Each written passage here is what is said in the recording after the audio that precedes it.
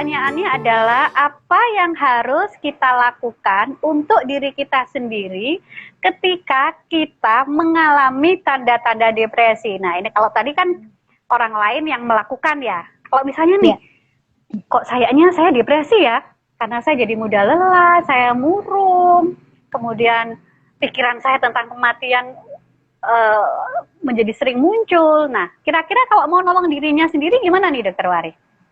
Ya, Dokter Ida. Jadi betul, bagus sekali pertanyaannya, ya. Karena ini penting sekali. Saya sering menyampaikan kalau sedang berdiskusi dengan kader kesehatan di komunitas ya. Kalau kita itu mengenali kesehatan fisik itu sudah lebih baik ya. Sehingga belum sampai sakit kita sudah cepat antisipasi gitu. Nah, tetapi seperti kena flu ya atau lambungnya mulai perih, itu cepat-cepat kita tahu dan kemudian kita mengembalikan kondisi keseimbangan itu. Nah, pada kondisi mental, emosional ya, termasuk depresi ini, kadang-kadang keterampilan mengenali itu masih harus ditingkatkan, Dokter Ida ya.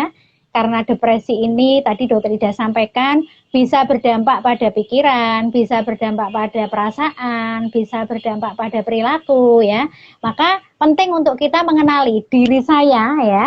Kalau saya turun kondisi kesehatan mental saya ya, mood saya itu yang paling sering dirasakan apa? Misalnya saya biasanya makan banyak ya, kok sudah beberapa hari ini jadi kayak nggak nafsu makan ya, ada apa nih gitu. Saya biasanya tidur, jam 9 udah tidur. Ini kok sampai jam 12, sudah beberapa hari ini nggak bisa tidur ya, ada apa ini gitu. Kok saya jadi loyo, lesu, padahal biasanya, kalau kita di komunitas tuh, biasanya saya tuh nyapu, sak latar nih, mboten kesel gitu ya. Raiso seneng. Karena, atau rasanya tuh, kok mboten so seneng misalnya ya. Jadi, nggak sudah ada sinyal-sinyal tapi nggak mengenali itu Dokter Ida, sehingga akhirnya bisa makin turun ya ketika dia lemes, loyo, nggak enak, terus makin dituruti dia nggak ngapa-ngapain, ketika pikirannya mulai, perasaannya, hatinya udah nggak nyaman, apa dia tidak mencoba mencari ya untuk meningkatkan mood, dia malah tidak mau keluar rumah misalnya karena tidak mengenali. Tapi harapannya ketika dia mengenali, aku kok mulai ini ya, kenapa ya aku, nah harapannya tidak hanya diri sendiri ya, tentu orang sekitar juga gitu. Maka kita juga nomor 2 mengenali potensi gitu. Kalau aku sedih itu paling nyaman apa? Ya, ada orang, tentu beda-beda ya setiap orang dengan sisi-sisi spiritual yang lebih kuat gitu. Dia akan bicara bahwa saya biasanya akan lebih nyaman kalau hatinya sudah mulai nggak enak, ambil Quran, baca Quran. Kalau saya sudah mulai pikirannya kemana-mana, ngelangut, saya wudhu, saya sholat gitu. Atau saya ke masjid, ya. Kalau lansia itu banyak, menjelang maghrib hatinya nggak enak, saya mending ke masjid, lihat anak-anak TPA apa gitu. Jadi tahu, punya potensi untuk meminimalkan, Dokter Ida ya, penurunan moodnya itu semakin berat.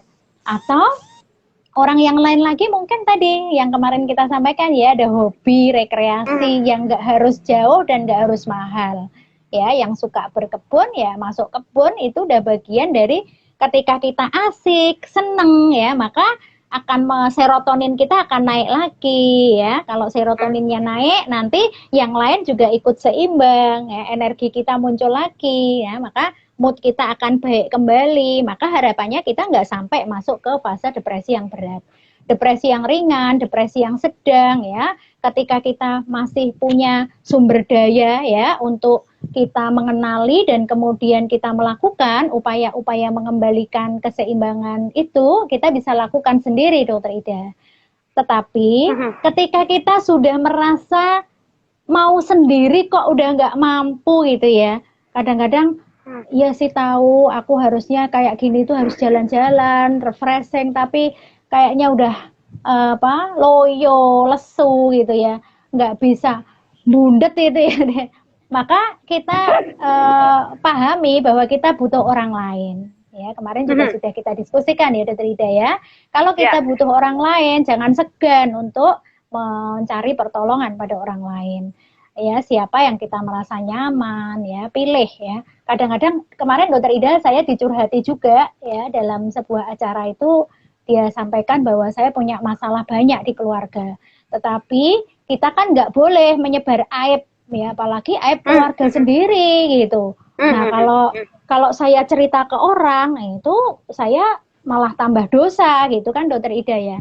Nah yang perlu kita pahami adalah eh, berbeda antara menyebar aib dengan ya bercerita untuk menyebarkan aib dengan bercerita untuk mencari solusi gitu ya Dokter Ida ya.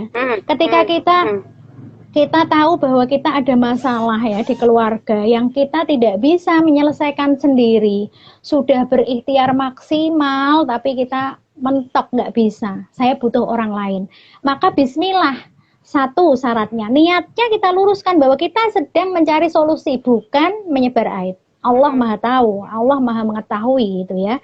Dua, ini adalah bagian dari ikhtiar ya, karena kita berdoa terus kepada Allah, tapi kita juga harus gerak ikhtiar.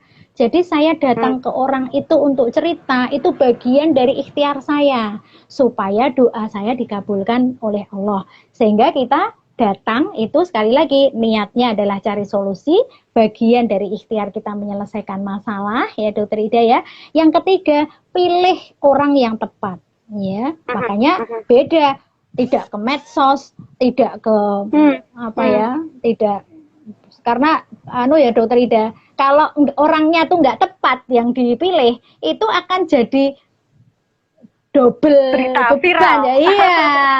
Jadi akan jadi tambah masalah lagi gitu Dokter Ida, sehingga mencari orang yang tepat, bisa sahabat, bisa. Kalau nggak ada Dok, saya sering ya orang depresi itu kadang-kadang kan memang relasinya sedikit ya Dokter Ida, sahabatmu siapa yang kira-kira nggak ada, siapa-siapa nggak ada ya datang ke profesional. Saya kira kita semua terikat etik untuk tidak menyebarkan masalah seseorang, tetapi kita duduk untuk mencari solusi. Nah ini juga Dokter Ida satu penerimaan lah ya. Memang saya itu sudah nggak bisa sendiri, saya harus butuh dibantu. Oke lah, aku sedih, aku nggak bisa mandiri, jadi sehingga tidak muncul harusnya aku bisa, mosok kayak gini aja aku nggak bisa. Nah pengingkaran itu juga justru akan membuat semakin turun. Saya kira itu ya Dokter Ida ya. Kalau kita lakukan hal-hal yang positif, insya Allah akan meningkatkan kembali neurotransmitter kita tadi ya. Di saat sudah nggak bisa sendiri, jangan khawatir bahwa kita bisa, boleh ya mencari orang lain untuk membantu. Itu Dokter Ida.